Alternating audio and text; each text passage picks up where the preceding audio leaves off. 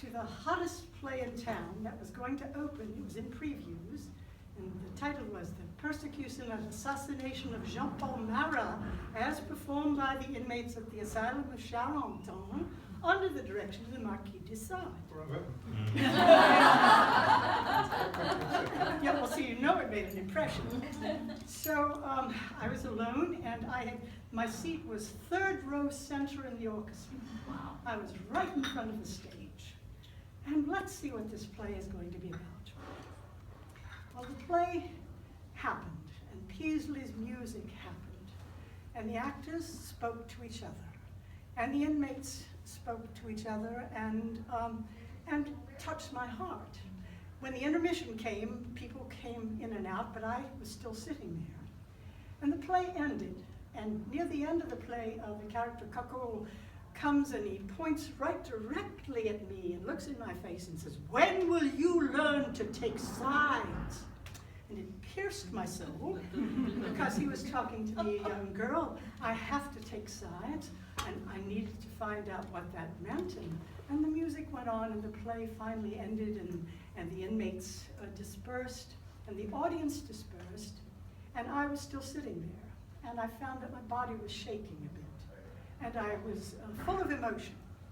Later, in trying to identify what was going on, the word catharsis came to mind, something you learn in theater history. So what does that mean?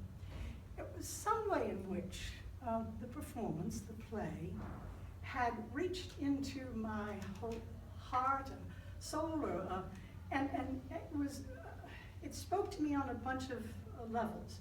When will you learn to take sides meant I had to do something with my beliefs. At this time in the 60s, there was segregation was happening in the South where I lived, so I went off and I started a little mixed race theater company, and we went and did a play called White America. And so I was trying to live some of my values. And in addition to that, it made me decide that the theater had, if it had the power to change me in such a way, it could possibly do good things in the world.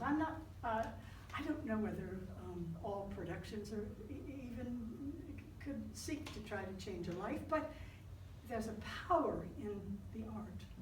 And what has thrilled me to watch the career of this gentleman here is to watch how he has let the spirit of improvisation work through him, and he has explored themes that were important, as in the US play, something that had a message. He's explored ways of performing, how music and art interact, and he has brought the world together. He's brought us all together in this moment right now.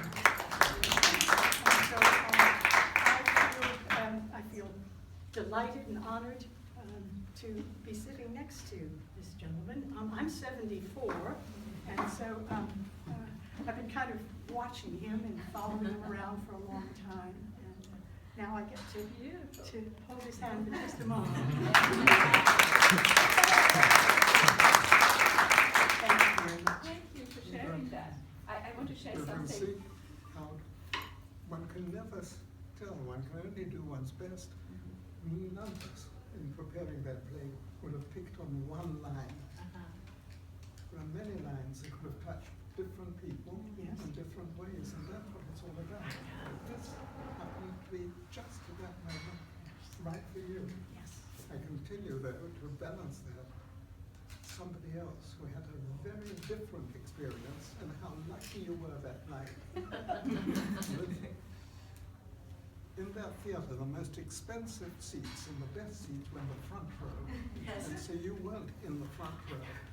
But there was a great Hollywood producer who had heard about this play and was convinced that this could be something that he would be interested in filming. And he came and he got, of course, his assistants got him the best seat in town, which was in the middle of the front row.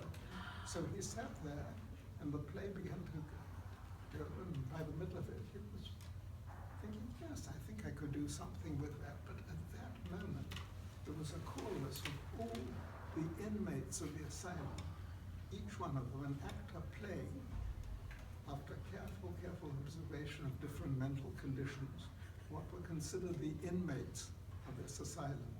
And so all of them couldn't help the fact that they were dribbling a bit. And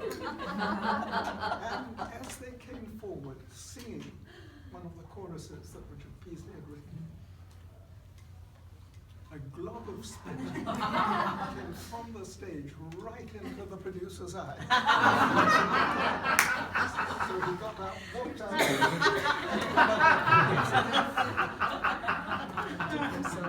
Sublime to ridiculous. I do want to take a moment to mention Montalvo Arts, because they are bringing Malika Sara